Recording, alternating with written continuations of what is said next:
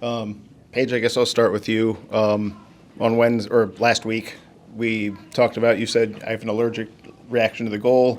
Today, it looked like you were saying that it wasn't off of you. What did you see on the goal, even if you can't claim it? I think Kate should claim that one more than me. She played a good ball in. But, yeah, everyone swarmed me, and I was like, guys, I didn't touch it. But, as you said, I said that earlier. I was like, I need my goal this year. Like, I've been allergic to the goal the past few games. So it was nice to, contribute in a different sense, I guess, and just putting pressure there. And Kate obviously played a great ball. But, yeah. Kate, I guess you've been taking set pieces throughout the season, and it's been, I think, by my count, it was like the 12th league goal via some kind of set piece for the team. How has that been to sort of have the sort of array of plans that you guys have, the set plays that actually are being effective? It's not just the service, it's also the runs and everything like that. How has that been for you? Yeah, I think we've tried at least to have some variety in our set pieces this year, different types of delivery, different types of playing short, try to keep teams guessing a little bit, but really it comes down to quality of service and quality of runs into the box. And when you can execute on both of those, I think that's very, very difficult to defend. Does it feel like you've scored 12? There was a little bit of 12 feels like a lot. Okay. Yeah, I'm happy about it though. Yeah, that's great. So both of you guys have battled kind of injury this season and come back from that. How does it feel to just kind of be out there playing together and linking up for these goals, scoring some goals?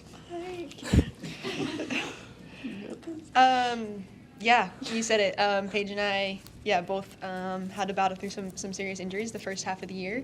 And I think I'm very grateful for her throughout that entire process, just keeping me motivated. And so to be able to kind of see the fruit of that work out on the field these past couple of weeks, and especially today, was pretty special. And then to link up a little bit on the goal almost was pretty great as well. And so I think we talk about it a lot, but for me, the strength of this team is our relationships. And this is just kind of like a mini version of the strength of the team is the strength of the two of us and our relationship. And a lot of kind of rotation in the defense this game, the whole season. How does that kind of impact your guys playing? Because, it's never the same back four there, back four, back five, back three. Yeah, I would say sometimes we walk in and we're like, well, we never know what to expect game to the game. And, I think that's a strength. I think that's, we're so lucky to be able to walk into each game and be like, something might be different today. This lineup might start, this lineup might start. You might be asked to do this, you might be asked to do this. And being able to, one, get used to, that type of variability, I think that is a giant strength in anyone's career, just being able to perform 90 minutes, 60 minutes, 30 minutes, 10 minutes, whatever it needs to be. And I think that our entire back line has a really great relationship with being okay with that and being up for the challenge, whatever challenge it might be that week. Thank you. Okay, today we play against Orlando Pride. We lost. You're having a lot of positive questions. I have to be the one who has to make the negative ones. How was to play against Orlando Pride and also against Marta? I think it's still, for me in my second year, a little surreal every time I step on the field with Marta. And obviously the Pride has a ton of talent and a ton of depth on their roster as well. And so we knew that coming into today, it was going to be a challenge. And today they got the best of us. And I think, honestly, the timing of this is really positive to poke some holes in our game right before for playoffs so that we kind of have this international break coming up and one more game against Utah to shore up those holes and make sure that we can kind of fix the things that we need to fix before we head into the playoffs. And how do you manage to having too many games in 1 week, and also some players they going international, like Rebecca? She even say hi and bye because she has to travel. So how do you handle all of these situations? Yeah, I'd just say, I think we talk about this a lot, and I think Kate mentioned it too. The depth on our team is, I think, really special. I think we kind of touched on the last question, but we ask a lot of our players, and everyone has seen a ton of different roles throughout the year. So I think that's been really special, especially with these CONCACAF games. As you mentioned, 3 games in a week is never easy, but I'm proud of what we've put out from, I guess, the start of last week to the end of this week. And yeah, as you said, international break, some people get to more time to rest and some people have to go back to their national teams. But I mean, I'm just really excited for all the players that get to go to their national teams, but also, I guess, the much needed rest for the rest of us as well. Hey guys, this is for both of you. Aubrey kind of mentioned it was the little mistakes that led to Orlando getting the result.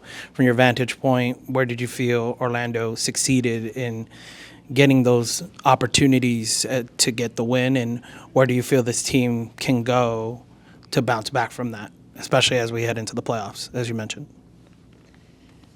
Yeah, I think Aubrey was correct in saying that it was the little details, kind of little things being switched on set pieces, knowing roles there.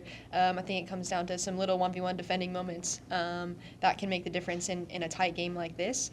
But the good thing is that those are very fixable things, and that's on us, right? Like, so we get to go back on the training ground and work on those and try to improve and fix it heading into playoffs. And like I said before, I think this was good timing if it was going to happen now.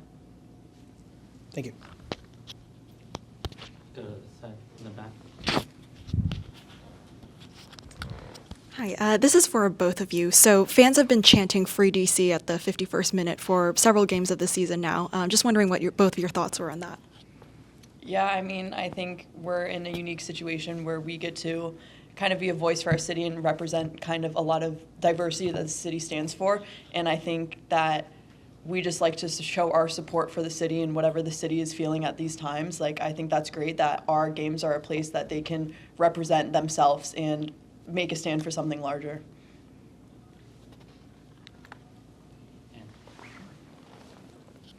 Thanks. I wanted to ask, because no one has asked Paige yet, about your assist. That really did a good job of riding that line, staying in bounds. What did you see on that? Yeah, I mean, honestly, I was just thinking, I don't even think I even saw Sophie. I was like, I just need to get on this ball and see what happens.